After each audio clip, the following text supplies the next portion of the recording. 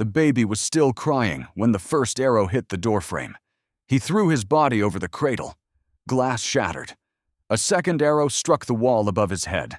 The woman screamed behind him. He kicked the table over, pulled the boy down. More hooves. Shouts in Apache. A torch landed in the dust beside the saloon. Fire caught on the porch. He grabbed the shotgun, loaded only once. The church bell rang. No one came out. He stepped into the open. Hands raised, chest exposed. The riders fanned out. One held a burning brand. Another held the girl. The elder dismounted slow, pointed at the jailhouse, and said the words that made the whole town so. Then everything started. They dragged her by the wrists, face down her feet, scraped ruts in the dirt, one boot missing, a cut on her cheek gone dry and dusted over. 3 nights earlier, the cowboy had been at the edge of the porch, still holding his coffee, still silent. Voices rose, men shouting over each other, claiming she stabbed Paul Heron outside the feed barn. No one mentioned why she was even there, only that she had blood on her hands and a split lip.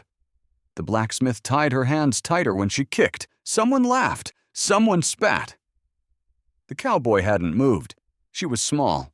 Apache barely grown, but her eyes were fixed on someone in the crowd, not pleading, not scared, just fixed. They locked her in the back room of the jail.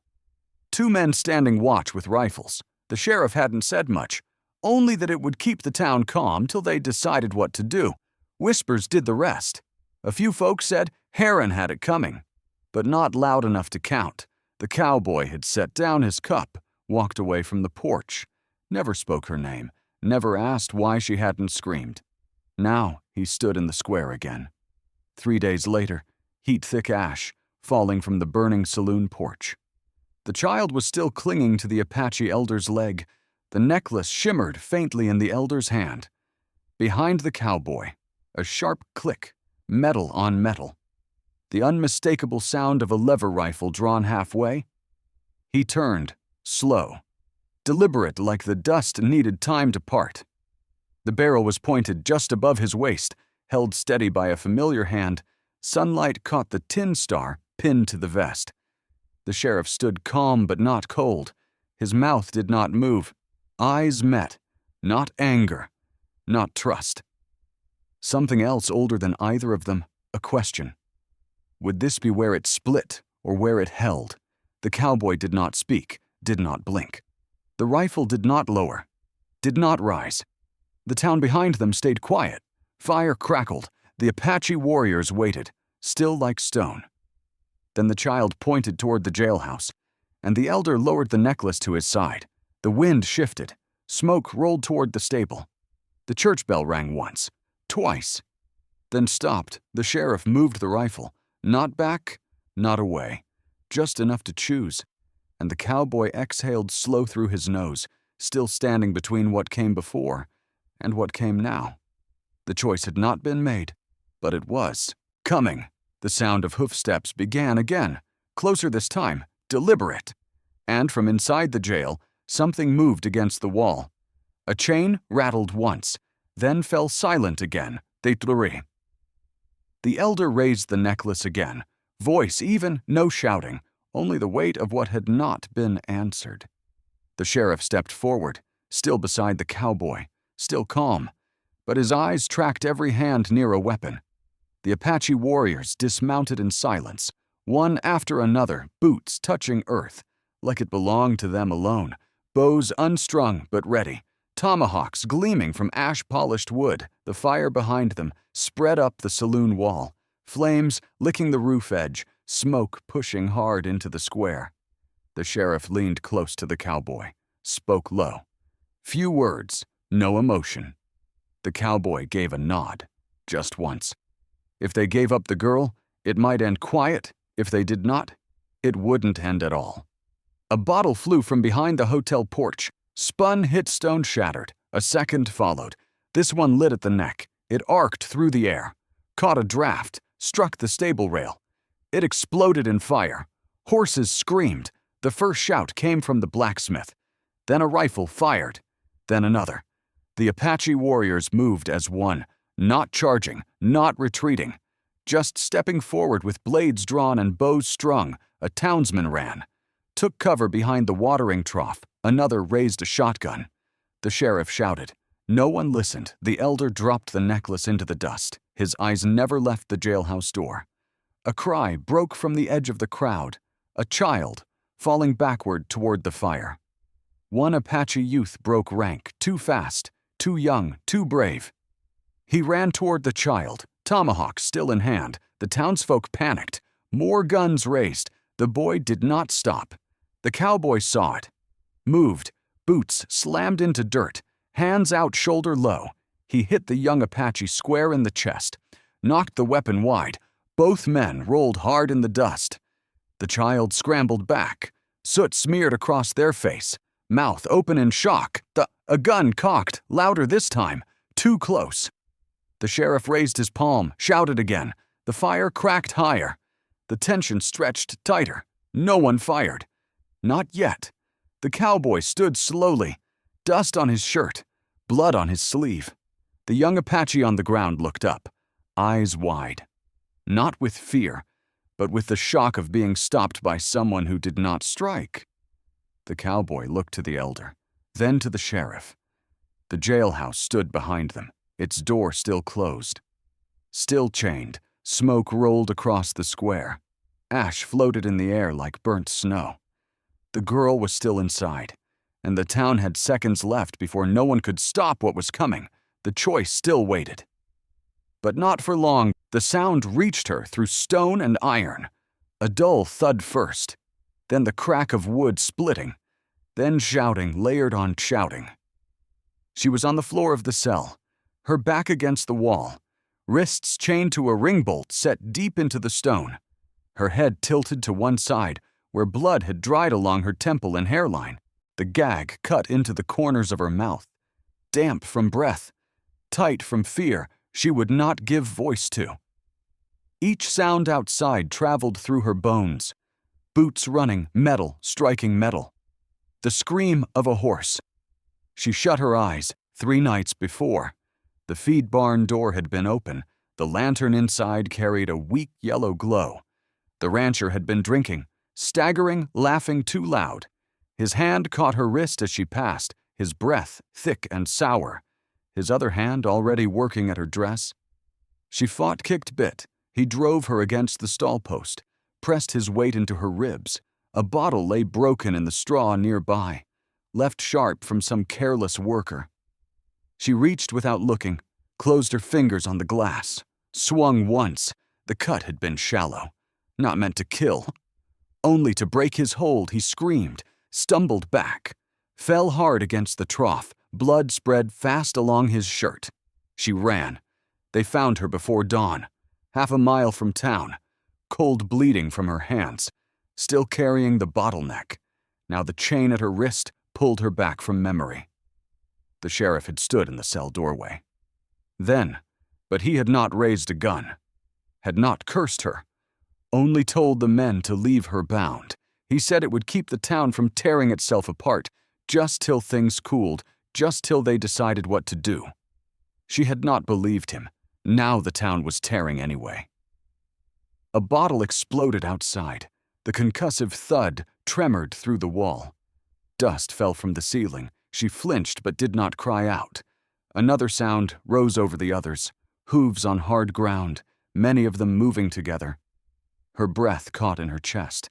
Her shoulders trembled against the stone. She pressed her forehead to the wall, tried to listen past the roar of blood in her ears, past the fire, past the shouting. Then she heard a voice she had not expected to hear again. High sharp, calling out. Her body moved toward the sound before she could stop it.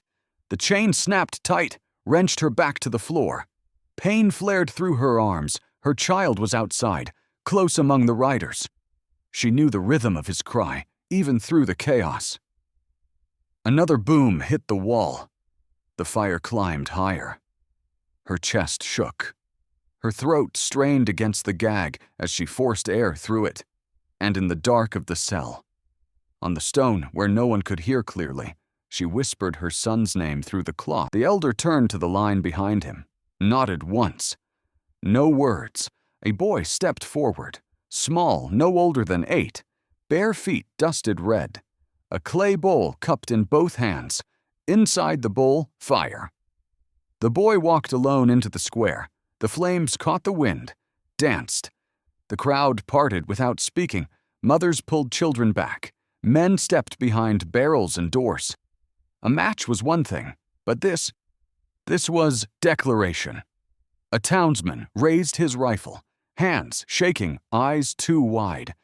The cowboy moved. His boot caught the rifle at the stock, knocked it sideways. The bullet tore into the dirt, inches from the child's feet. The boy did not flinch. He walked straight, past the broken bottle. Glass, past the blood in the dust. He reached the storehouse, set the bowl down, lifted a rag soaked in pitch from his belt, pressed it into the flame, waited when the cloth burned steady. He jammed it under the dry hay, stacked high on the storehouse wall. The flame caught, climbed. The boy turned, walked back toward the elder, smoke rising behind him. Women screamed. Someone shouted the name of a horse. Another ran for a bucket. Men scrambled, tripped over each other, shouting orders with no shape or leader. The Apache line did not move. Bows strung, arrows readied, tomahawks held firm but low. Not raiding, not hunting. Waiting, the saloon burned beside them.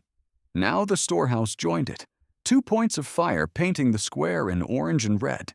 The townsfolk gathered near the church, mouths open, some shaking, some yelling, none shooting. The cowboy stood still in the center, hands low, eyes on both sides, trying to see where the next match might drop. The boy had returned to the elder's side, face calm, skin streaked with soot. He looked up, was met with a hand on his shoulder. The elder stepped forward alone. The Apache line remained still. Even the horses seemed to breathe in rhythm. Each step the elder took, pressed into the dirt with intention, toward the jailhouse, toward the door that still had not opened, in his hand now. A necklace. Red stone tied with thin sinew. Dust clung to it like old memory. He did not raise it, did not speak. He stopped just short of the jailhouse stairs, stood before the door as if waiting to be answered. The fire behind him lit the edge of his coat, cast his shadow long across the planks. He waited. The cowboy did not move. The sheriff stood beside him, and from inside the jail, a chain dragged slowly across stone. Then silence again, Horomex. The sheriff stepped forward alone, boots slow, hat in hand, eyes low. The elder did not move. The firelight reflected off the red stone in his palm, not shaking, not demanding, only waiting. The sheriff reached for his keys. The ring clinked faint against the metal lock.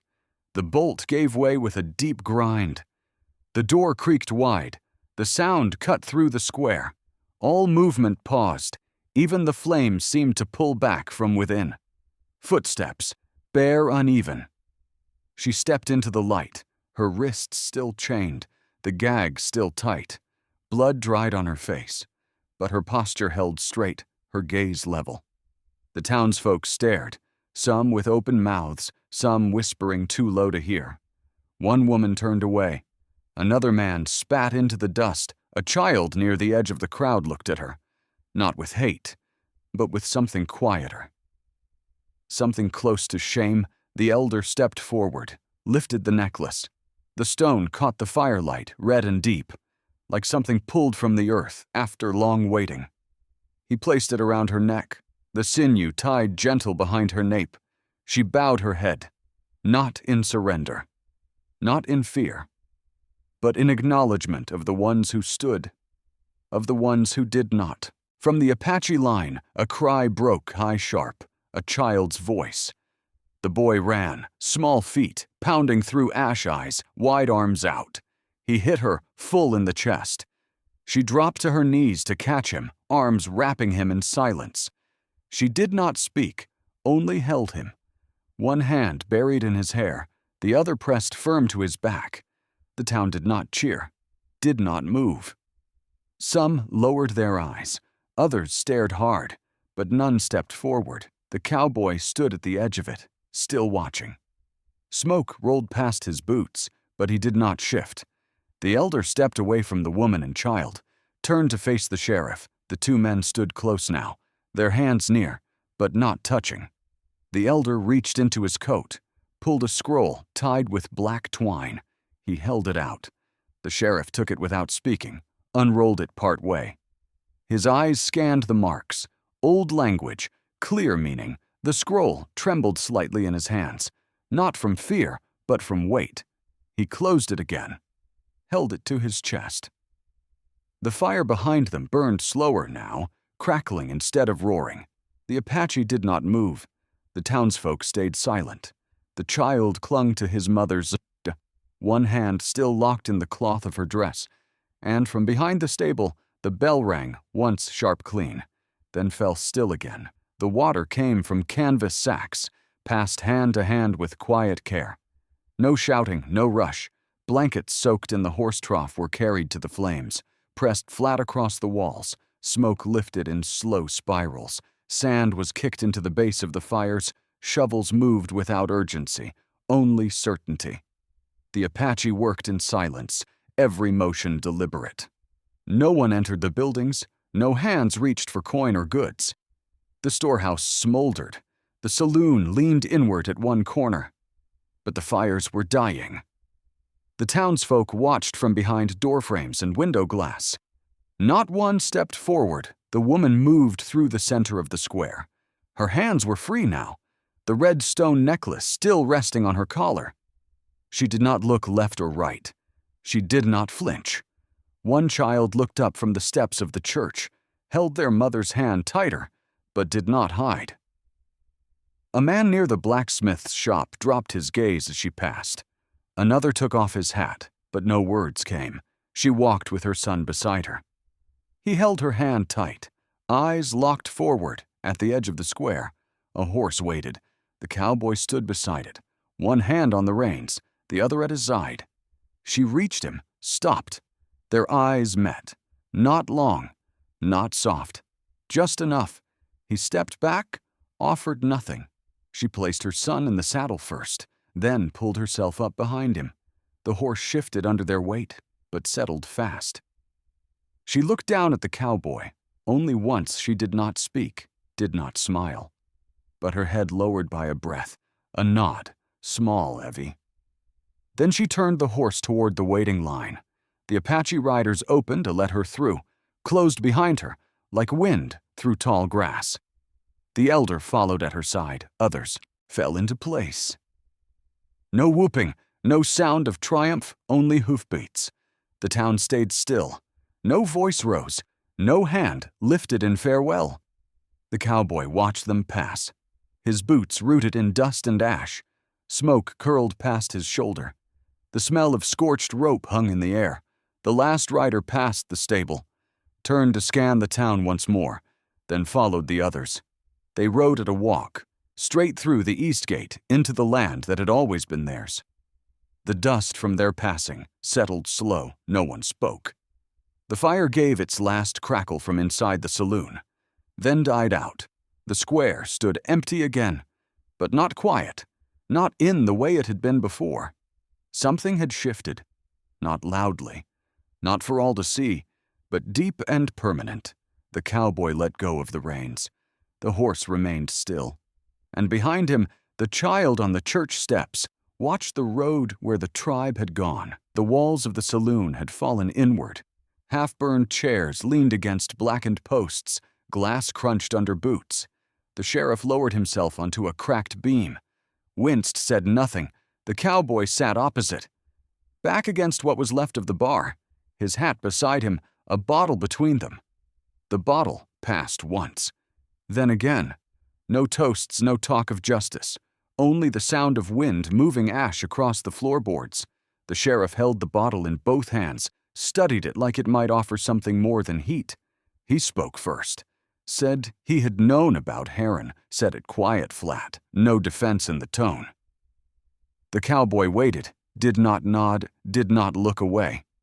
Heron had been warned before, twice, maybe 3 times, The sheriff had stepped in once, then turned away the next time, told himself the man was drunk, told himself it would not happen again. It had.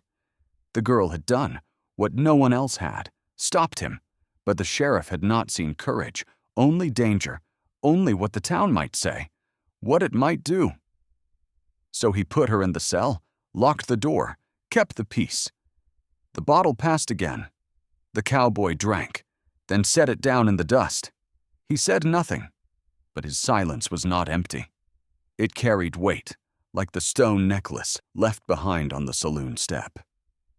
The sheriff leaned forward, elbows on knees, hands loose. He asked if the cowboy had known. The cowboy shook his head, then nodded, somewhere in between. Not facts, but signs, glances. The kind of silence that followed certain footsteps.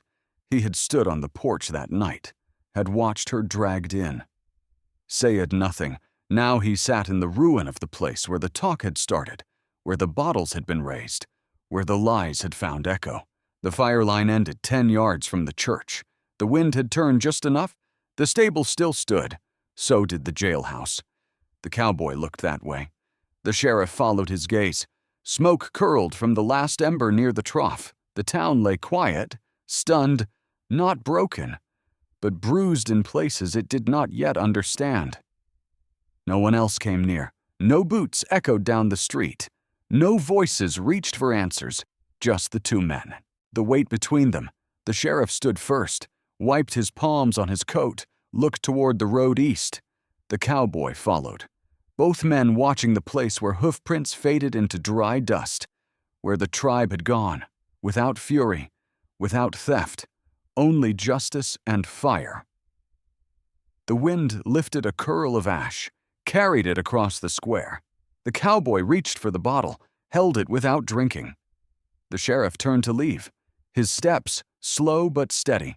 The cowboy stayed seated, eyes fixed on the last trace of smoke rising where the woman had passed. The square held its silence. Ash had settled. Smoke no longer rose.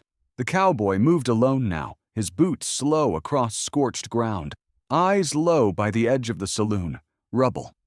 Near a split plank, blackened at the ends, something caught his eye, red dulled with dust, but still whole. The necklace. The same red stone that had rested against the woman's collar.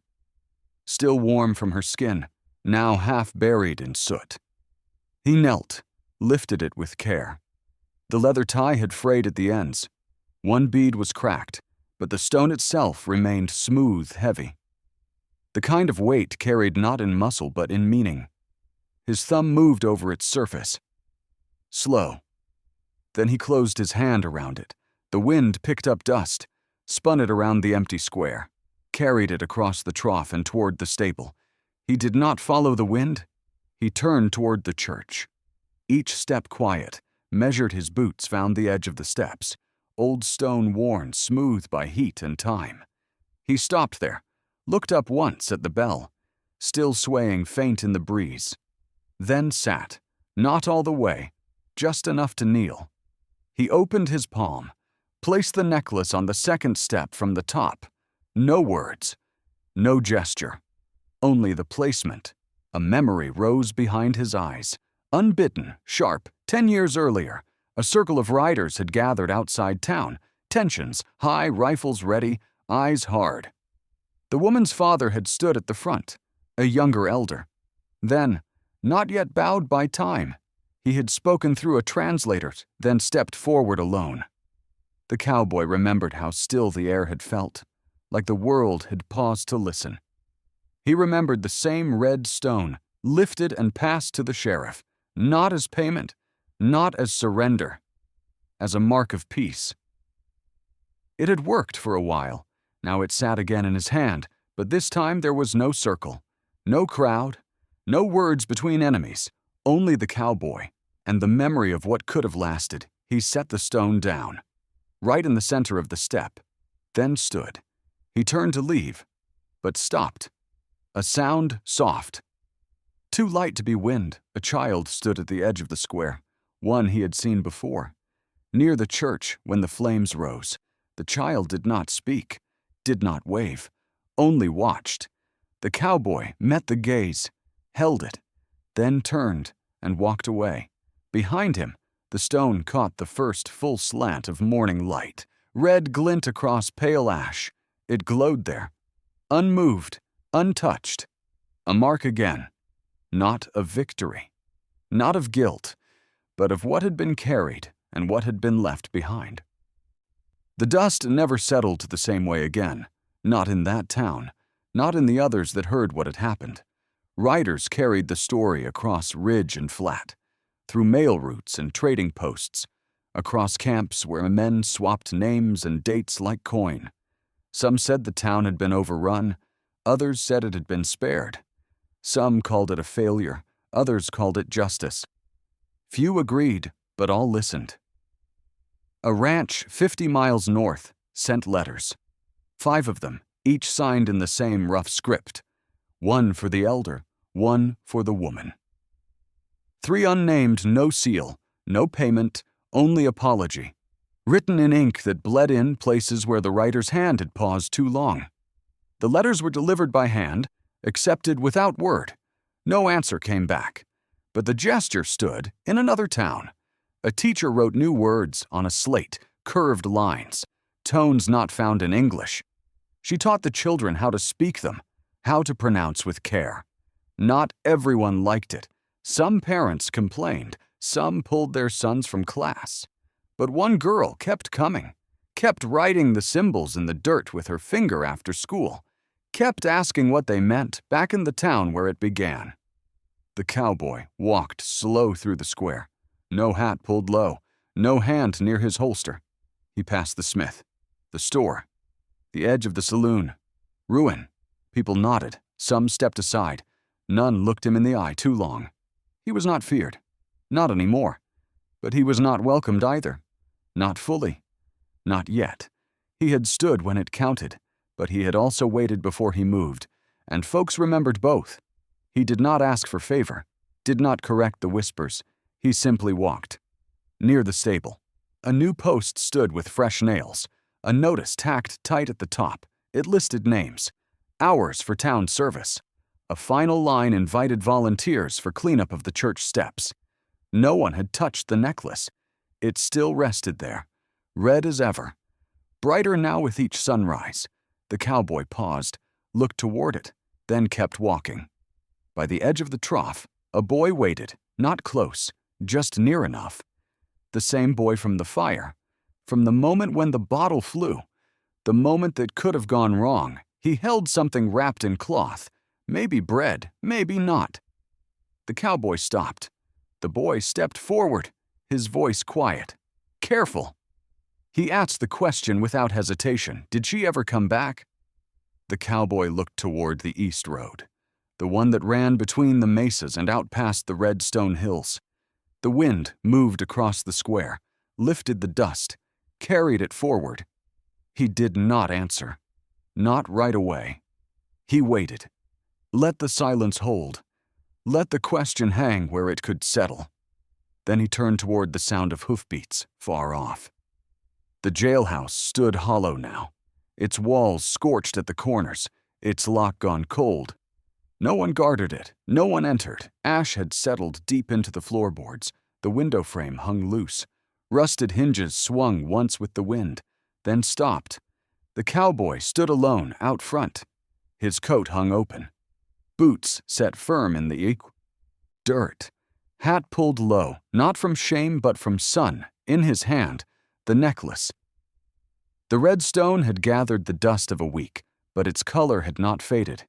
He walked slow to the corner post, where the railing once met the steps, where men used to tie horses without thought.